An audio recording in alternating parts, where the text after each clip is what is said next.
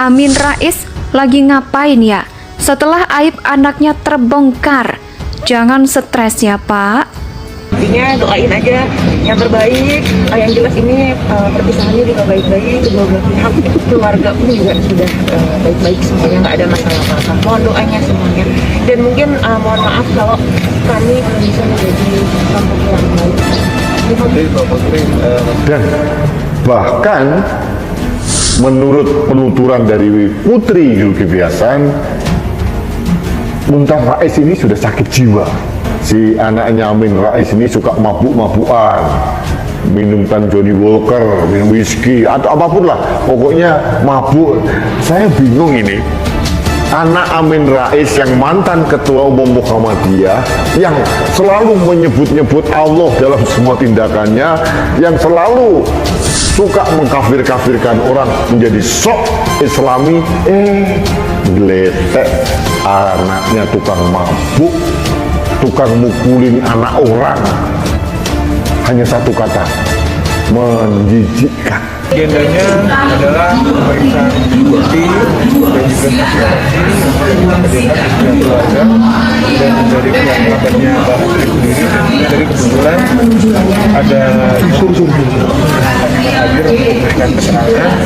Intinya keterangan yang disampaikan adalah dari pihak keluarga mau menyelesaikan permasalahan keluarga ini berpisah secara baik-baik.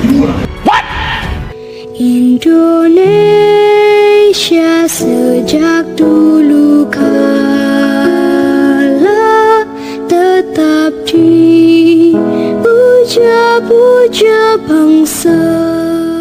Saya sungguh nggak tahu nih kalau anak Amin Rais yang namanya Ahmad Mumtaz Rais mengalami masalah rumah tangga hingga sekarang resmi bercerai. Ya, sudah lama kejadiannya, hanya saja baru sekarang hebohnya. Itu pun heboh karena ternyata kelakuan buruk Mumtaz Rais yang terbongkar dan di blow up media dan diusut, punya usut. Ternyata ada tabiat buruk Mumtaz yang dibongkar oleh mantan istrinya yang juga putri dari Zulkifli Hasan, yaitu Putri Zulya Safitri. Dia di sini menyebut melakukan penganiayaan dan penyiksaan hingga kerap mengkonsumsi minuman keras.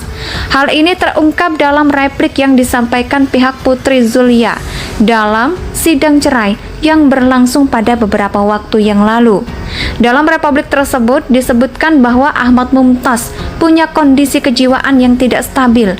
Masalah kejiwaan ini sangat amat mengganggu proses komunikasi yang baik antara penggugat dan tergugat, sehingga seringkali masalah-masalah apapun berakibat kepada perselisihan yang terus-menerus serta tiada akhirnya. Demikian bunyi poin ketujuh republik tersebut.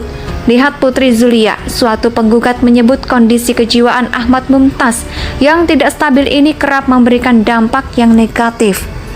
Salah satunya adalah tindakan penganiayaan dan penyiksaan terhadap asisten rumah tangga mereka. Saya sebenarnya nggak suka mengurus urusan rumah tangga orang lain, tapi untuk kali ini mari kita ingat-ingat kembali apa yang pernah dikatakan oleh Amin Rais.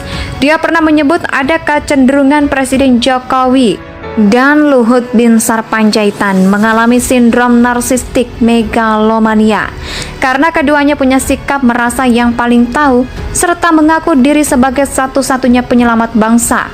Amin Rais bahkan meminta mereka melakukan tes kejiwaan. Anda berdua ini harus berkaca dan tanya kepada psikolog yang objektif. Apakah kira-kira Anda berdua itu menderita narsistik megalomania? Kalau iya, memohon ampunlah kepada Allah, karena ini bisa membawa bahaya yang luar biasa, kata Amin.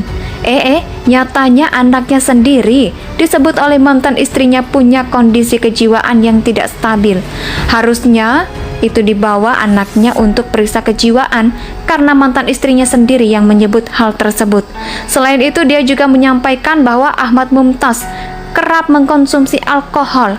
Disebutkan dalam republiknya, hal ini membuat kondisi rumah tangga keduanya kerap kali berakhir dengan pertengkaran. Dalam bukti-bukti yang disampaikan di persidangan, Putri Zulya menyertakan barang bukti berupa pembelian minuman keras dari berbagai merek. Mana ada seseorang yang sanggup mengalami siksaan setiap hari dan perbuatan-perbuatan negatif lainnya.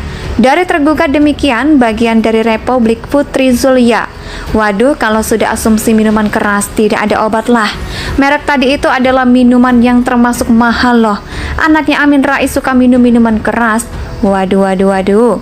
Coba kita ingat-ingat lagi saat Pilpres. Lalu Amin Rais seolah merasa yang paling suci. Ini terlihat saat dia bicara soal partai Tuhan dan partai setan. Tentu saja Amin Rais secara tidak langsung mengklaim berada di gerbong partai Tuhan. Nyatanya anaknya memalukan sekali. Seharusnya netizen ramai-ramai membombardir media sosial Amin Rais untuk sekedar menanyakan komentarnya mengenai perilaku anaknya. Meskipun kemungkinan besar tidak akan dijawab karena setebal-tebalnya muka Amin Rais pasti akan sangat malu dengan kejadian ini. Anak dituduh menenggak minuman keras, punya kejiwaan yang tidak stabil, sampai juga celah istri dan sebagai seseorang bapak. Pasti ini sangat memalukan ya, apalagi dalam politik. Entah bagaimana Amin Rais sanggup berhadapan dengan ini.